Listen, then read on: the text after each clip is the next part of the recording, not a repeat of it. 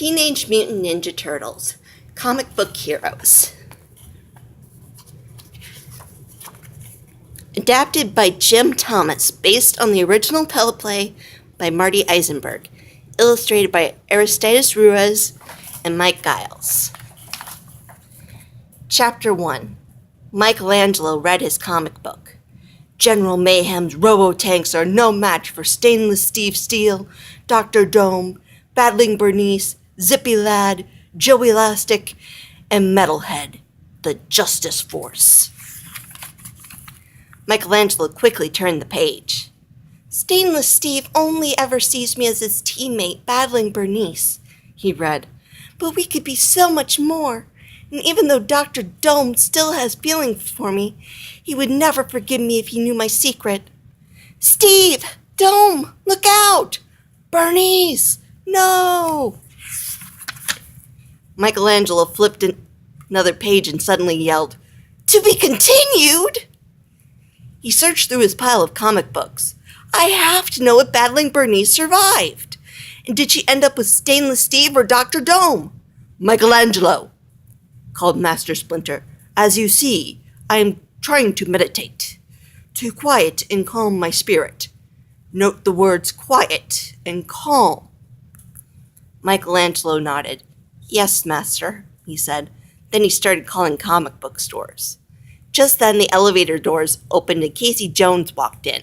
His boombox was blasting heavy metal music. Shaking his head, Splinter turned off Casey's boombox with his walking stick. Michelangelo hung up the phone. I can't believe it, he said. No one in the city has a copy of Justice Force number 137. You should try Steve's comics, Casey said. Of course, he's all the way up in Northampton. Road trip! Chapter 2. When Casey and the Turtles got to Steve's comics in Northampton, Michelangelo found the owner, Steve. I'm sorry, friend, Steve said. There is no Justice Force number 137. But I have to know what happened to Battling Bernice, Michelangelo said. Steve shook his head sadly. She didn't make it. How would you know? Asked Michelangelo.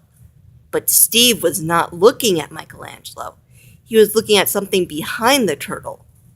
At two robots with glowing domes on their heads. Domoids! Steve shouted. Suddenly, more domoids crashed into the store. Leonardo whipped out his katanas. This is a working vacation, he said. Michelangelo was confused. That's Metalhead. And you must be Stainless Steve. Then the Justice Force is real. Just then the domoids jetted off with Metalhead. Only Dr. Dome has the brain power to run all these domoids, Steve cried. But isn't Dr. Dome one of the good guys? Michelangelo asked. Dome always blamed us for battling Bernice's death, said Steve. He took out an old toggle switch out of his pocket and flipped the switch. That's the Justice Force emergency signal, Michelangelo said. The Turtles and Casey's went back to Steve's home to decide what to do. I can't believe Dr. Dome would turn evil. Steve shook his head. You can't ignore the facts, Michelangelo. Raphael laughed. Michelangelo can ignore a lot of things. Who's the old guy in the wheelchair? Casey asked. Watch who you're calling old, slowpoke, the man said. Hey, it's Zippy Lad, Michelangelo said, and Joe Elastic. Suddenly, Leonardo heard something and looked up at the ceiling. Guys, he shouted, something's on the roof. The Turtles and Casey's hurried to the roof and found an army of domoids. It didn't take long for the Turtles to defeat them, but while they were busy fighting them, several domoids kidnapped the Justice Forcers. Oh no, Michelangelo said. They've got Zippy Lad and Joe Elastic. Not for long, Donatello said. I planted turtle trackers on the old guys earlier, just in case. Raphael crossed his arms. Then what are we waiting for? Chapter 3.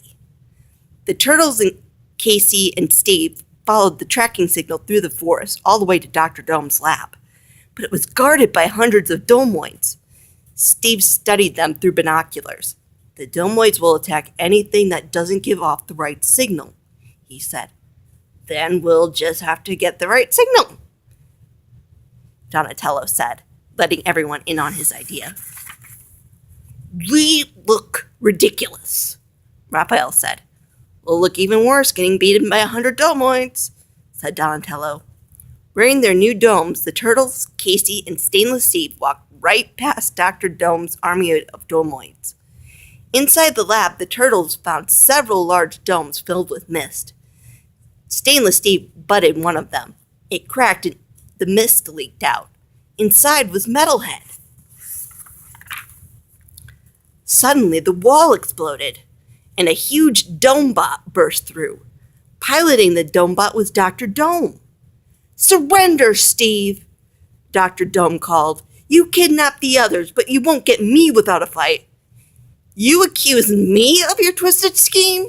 Steve shouted. This is your lab! With a mighty blow, the Domebot broke open the other domes. Zippy Lad and Joey Lastic tumbled out.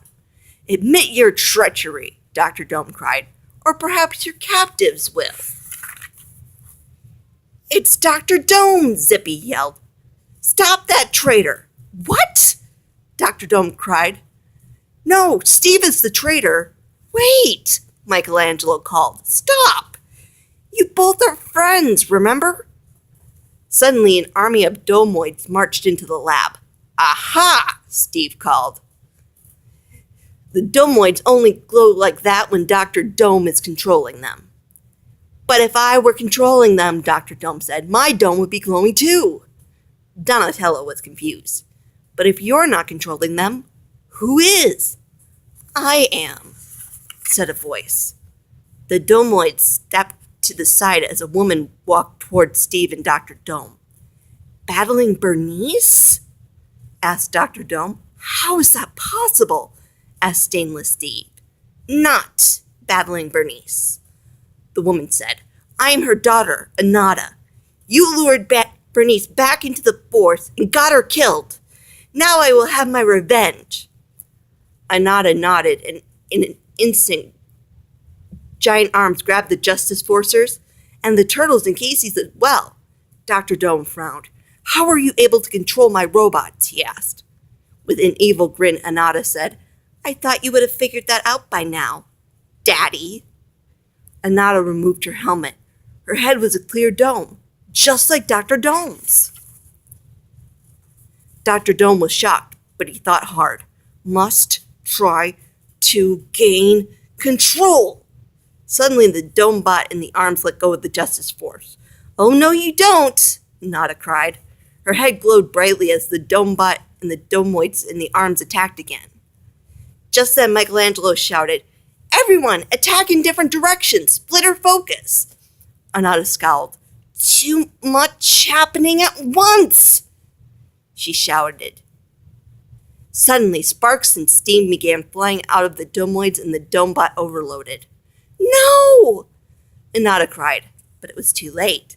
The Domebot and the domoid self-destructed. Dr. Dome walked over to Anata. Look at me, daughter, he said. Your mother chose to give her life to save others. But you still have one parent who's alive and wants to be part of your life. Chapter 5.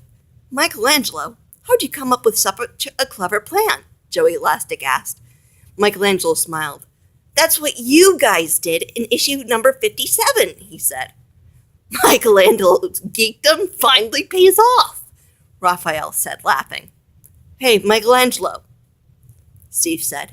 He handed Michelangelo the Justice Force emergency signal switch. Consider yourself an honorary member.